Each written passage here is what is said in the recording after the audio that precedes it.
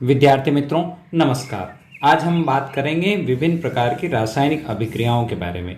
Generally ये जो video आज का है क्लास 10th के लिए है, लेकिन कंपटीशन एग्ज़ाम जो भी होती है उसमें भी ये नीट वगैरह सारी कंपटीशन एग्ज़ाम में भी ये आपके काम आएगा। 12th के लिए भी ये महत्वपूर्ण है, विशेषकर क्लास 10th के लिए। इस वीडियो के डिस्क्रिप्शन में आपको एक ऑनलाइन फ्री टेस्ट लिंक मिलेगी, जहां जाकर आप आज के वीडियो से क्या सीखा वो सारा समझ पाएंगे। टेस्ट दीजिए, बार बार दीजिए, जब तक दीजिए कि पूरे में से पूरा अंक आप हासिल नहीं कर लें। ऑनलाइन है, फ्री है और आपको तत्काल वहीं पर परिणाम प्राप्त हो जाएगा। जो गलत हुआ है उसको फिर से टेस्ट दीजिए, सही कीजिए और आगे बढ़िए। आइए प्रारंभ करते हैं आज का वीडियो।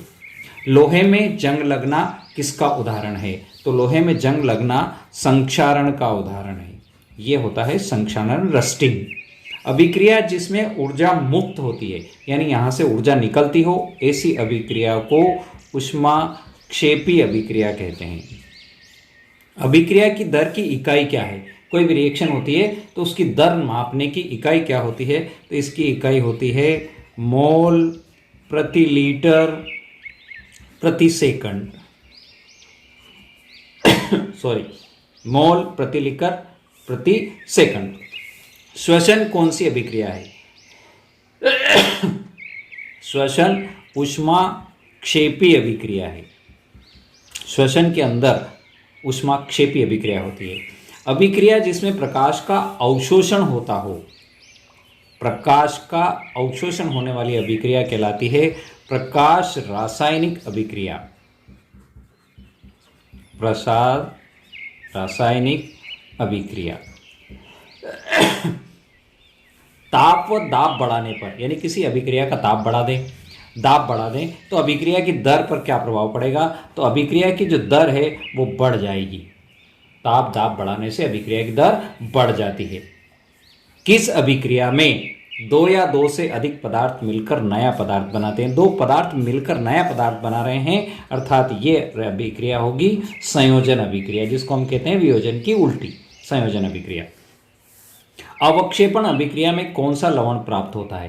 तो जब भी अवक्षेपण अभिक्रिया होती है तो वहां जो लवण मिलता है वो अविलेय होता है, अविलेय लवण प्राप्त होता है। भोजन का पाचन कौन सी अभिक्रिया है? तो भोजन का जो पाचन है ये वियोजन अभिक्रिया है। इस अभिक्रिया में पदार्थ का वियोजन होता है, भोजन का वियोजन होता है।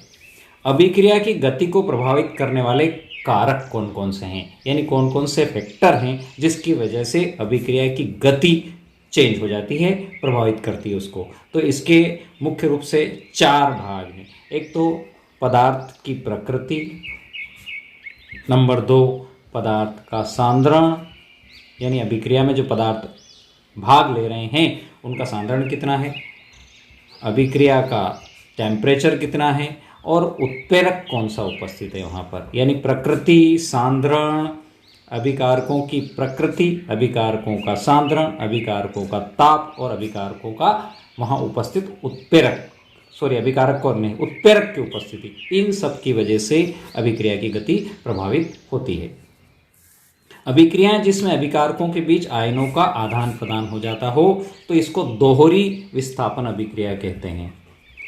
दोहरी विस्थापन अभिक्रिया कहलाती है जिस अभिक्रिया में आयनों का आदान प्रदान होता हो। ऊष्माशोषी अभिक्रिया में ऊष्मा का क्या होता है? तो ऊष्मा का वहाँ पर अवशोषण होता है, ऊष्मा का अवशोषण होता है ऊष्माशोषी अभिक्रिया में। कुछ रिएक्शंस दी गई है, इनको पहचानना है। ट्वाइस AgCl, प्रकाश ऊर्जा की आवश्यकता होती है, ट्वाइस Ag+Cl, ये होती है वियोजन अभिक्रिया। ये अभिक्रिया है आपकी वियोजन हुआ यहाँ पर। CaO+CO2, CaCO3, 2 पदार्थ मिलकर एक नया बना है, एक बना है, तो ये होगी संयोजन अभिक्रिया। ये कौन सी अभिक्रिया है? संयोजन अभिक्रिया है। Na2SO4 + BaCl2, BaSO4 + twice NaCl, यहाँ पर ये अवक्षेप प्राप्त हुआ तो अवक्षेपण अभिक्रिया। आपको ध्यान लगाना है कि वहाँ पर ऑप्शन में क्या है, उस ढंग से भी आपको अपने जवाब का आंसर देना होगा। CH4 plus twice O2, CO2 plus twice H2O, यानी इस रिएक्शन में यहाँ देखो ये ऊष्मा निकल रही है, प्राप्त हो रही है, तो ये हो गई आपकी ऊष्माक्षेपी अभिक्रिया। ये अभिक्रिया कौन सी हो गई? ऊष्माक्षेपी अभिक्रिया। CaCO3, CaO प्लस CO2, लेकिन यहाँ पर एक साइन बना हुआ है, इसका जो अर्थ होता है कि यहाँ ऊर्जा की आवश्यकता हुई है इस रिएक्शन को होने से पहले, यानी इस एरो से पहले ऊर्जा की जरूरत पड़ी है, अर्थात ये ऊष्मा शोषी अभिक्रिया है। ऊष्मा शोषी अभिक्रिया है, ऊष्मा की आवश्यकता थी इसको। C6H12O6, ये है आपका ग्लूकोज। 6O2 ऑक्सीजन मिली, 6CO2 कार्बन डाइऑक्साइड, पानी और ऊष्मा मुक्त हुई। तो ये जो अभिक्रिया है ये ग्लूकोज के साथ जो रिएक्शन होती है, ये रिएक्शन होती है श्वसन वाली रिएक्शन, और यहाँ ऊष्मा मुक्त हो रही थी। ऊष्माक्षेपी अभिक्रिया भी हो गई, जो ऊपर बात करी थी हमने। ऊष्माक्षेपी अभिक्रिया, श्वसन अभिक्रिया कौन सी होती है? ऊष्माक्षेपी अभिक्रिया होती है। और श्वसन अभिक्रिया भी कह सकते हैं इसको। बर्फ प्लस ऊष्मा, देखो यहाँ प्लस ऊष्मा की आवश्यकता पड़ गई है, पानी बना, तो ये शोषी अभिक्रिया। ऊष्मा की आवश्यकता हुई तो ऊष्मा शोषी अभिक्रिया हुई। ऊष्माक्षेपी अभिक्रियाओं की दिशा, यानी ऊष्माक्षेपी जो रिएक्शंस होती है उसकी डायरेक्शन क्या होती है? तो ये दोनों दिशाओं में हो सकती है, दोनों दिशाओं में संभव होती है, दिशाएं इसकी हो सकती है। C प्लस O2, CO2 बना, तो ये संयोजन अभिक्रिया हो गई, संयोजन अभिक्रिया हो गई। क्या विस्थापन अभिक्रिया रिडॉक्स अभिक्रिया भी हो सकती है? हाँ, हो सकती है, बिल्कुल हो सकती है। विस्थापन अभिक्रिया रिडॉक्स अभिक्रिया हो सकती है। इसके एक एग्जाम्पल को भी हम समझ लें कि ये किस तरह से होती है। तो हमने यहाँ पर लिखा Zn प्लस CuSO4, क्या रिजल्ट मिलेगा? ZnSO4 प्लस Cu, ठीक है। तो यहाँ Zn का क्या हुआ? इसका ऑक्सीकरण हुआ। Zn का क्या हुआ? ऑक्सीकरण हुआ। और Cu का अपचयन हुआ। Cu का क्या हुआ? यहाँ पर अपचयन हो गया, ये Cu अपचित होके बाहर आ गया। Zn के साथ क्या हो गया? इस तरह से ऑक्सीकरण हो गया। तो ये अभिक्रिया विस्थापन अभिक्रिया और ये रिडॉक्स अभिक्रिया।